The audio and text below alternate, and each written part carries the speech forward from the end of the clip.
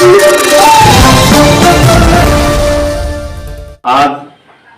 भुसावळ नगरपालिकेमध्ये सत्ताधारी राष्ट्रवादी काँग्रेस पार्टी, शरदचंद्र पवार गट व विरोधी पक्ष भाजपा यांची राजकीय कुरघोडी आपल्याला बघायला मिळते। संत गाडगे बाबा नगरपालिका दवाखाना हा स्थलांतरित करण्याचा प्रश्न हा इथे भुसावळ शहरामध्ये उपस्थित झालेला आहे आणि त्याला धरूनच आजची पत्रकार परिषद रिपब्लिकन सेनेतर्फे आम्ही घेत आहोत।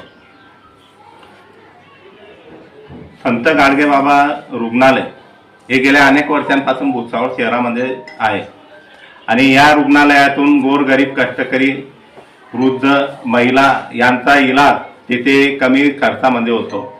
याकरिता रुग्णालयामध्ये या लोकांना त्रास आता वाढलेला आहे आणि हा स्थलांतर झाल्यामुळे या गोरगरीब जनतेवर इतर भारही त्यांना सोसावा लागेल आणि हा भार त्यांना सोसावा लागू नये त्याकरिता रिपब्लिकन सेना सर्वप्रथम ही मागणी करते की संत गाडगे बाबा हे रुग्णालय तिथून स्थलांतरित होऊ नये। त्यासोबत सध्या सुरू असलेल्या नगरपालिकेमध्ये सभागृह व इतर व्यवस्था होऊ शकते, परंतु फक्त दवाखान्यात त्याच ठिकाणी स्थलांतरित करायसाठी हे प्रयत्न तिथे चालू आहेत। यासोबत प्रशासकीय कारभार हा खूप वेगळ्या पद्धतीने सुरू आहे। भुसावळ अ वर्ग नगरपालिका असतानाही भुसावळ शहरामध्ये 10 ते 15 दिवसाआड पाणी येतं।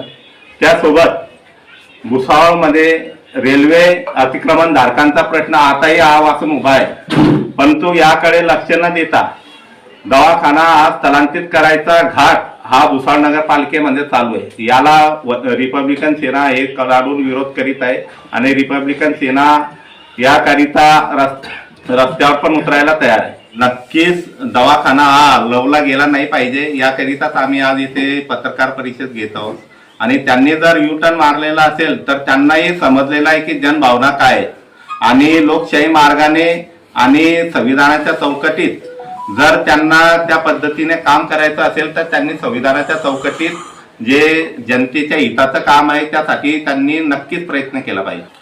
आजचा जो राजकीय हेतू बघता भुसावळ शहरातील जनतेने सत्ताधाऱ्यांना पण योग्य प्रमाणे निवडून देण्याचं काम केलेलं आहे आणि त्यांच्यावर वाट ठेवण्यासाठी बहुमतामध्ये विरोधी पक्षाला ठेवून यांचे जे चुकीचे कामं होतील त्यावर प्रतिबंध ठेवण्यासाठी इथे विरोधकांना बसवलेले आहे। परंतु यांचं जे राजकारण चालू आहे एक भुसावळ शहरासाठी एक सापनाथ झालेला आहे आणि एक नागनाथ झालेला आहे। त्यामुळे सध्या जनतेसाठी यांनी कामं करण्याच्या जागी हे एकमेकांवर आरोप प्रत्यारोपांच्या मालिका इथं चालू केलेली आहे।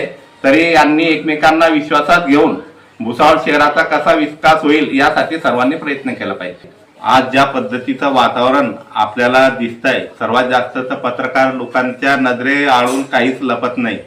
आज ज्या पद्धतीने राष्ट्रवादी गटातून पत्रकार परिषद घेतल्या जाते त्याला उत्तर देण्यासाठी भाजपाकडून पत्रकार परिषद घेण्यात येते। ही यांनी एक फक्त तू मारण्यासारखं कर मी रडण्यासारखं करतो अशी परिस्थिती येथे निर्माण झालेली आहे। परंतु आमचं यांना हेच मागणी आहे सत्ताधाऱ्यांना आणि विरोधकांना की ज्या पद्धतीने विरोधकांनी निवडणुकीच्या अगोदर एकमेकांना म्याने देऊन एकमेकांचे नगरसेवक बिनविरोध काढण्याचा ज्या पद्धतीने प्रयत्न केला त्याच पद्धतीने भुसावळच्या जनतेलाही हीच अपेक्षा आहे की दोन्हींनी एकट्टे मिळून भुसावळ शहराचा विकास केला पाहिजे। परंतु आज सध्या तरी ही परिस्थिती आपल्याला निदर्शनास येत नाही। प्रशासनही आज ज्या पद्धतीने काम करायला पाहिजे त्या पद्धतीने काम झालेलं नाहीये। परंतु आता भुसावळ शहरातील जनतेने नवीन नगराध्यक्ष आणि नगरसेवक निवडून दिलेले आहे। आता यांच्यावरती जबाबदारी आहे की येणाऱ्या दिवसामध्ये त्यांनी भुसावळ शहराचा कसा विकास केला पाहिजे। आज ज्या पद्धतीने भुसावळ शहरामध्ये अनेक कामं अशी आहेत की ते आजही पेंडिंग पडलेले आहेत। आज अमृत योजनेमधील जलकुंभाचा प्रश्न आहे त्यासोबत अमृत योजनेच्या दुसऱ्या टप्प्याचा प्रश्न हे आजही त्या पद्धतीने पाहिजे त्या पद्धतीने प्रशासनाने करण्यासाठी असमर्थ ठरलेले, परंतु यावर काहीतरी व्हायला पाहिजे अशी भुसावळकरांची अपेक्षा आहे आणि हीच अपेक्षा घेऊन आज आम्ही इथे बसलेलो आहोत. प्रशासनानेही त्याचकरिता आजी माजी आमदारांच्या भांडणामध्ये प्रशासन बी हतबल झालं आणि यामुळे भुसावळ शहराचा विकास हा खुंटला. आता हा विकास व्हायला पाहिजे याकरिता नवीन आलेल्या नगराध्यक्षांनी ते प्रयत्न केले पाहिजे, कारण नवीन आलेल्या नगराध्यक्षांना आम्ही भेटलो त्यावेळेस त्यांच्या तोंडून एकच शब्द ऐकण्यात आला की भावना विचारून सांगते, परंतु जनतेने त्यांना एक सर्वसामान्य नारी म्हणून त्यांना निवडून दिलेला आहे. तर आमची ही अपेक्षा आहे की तुम्ही कोणालाही विचारा, परंतु भुसावळ शहराचा विकास हा झाला पाहिजे याकरिता तुम्हाला तिथे नगराध्यक्ष या खुर्चीवर बसवलेलं.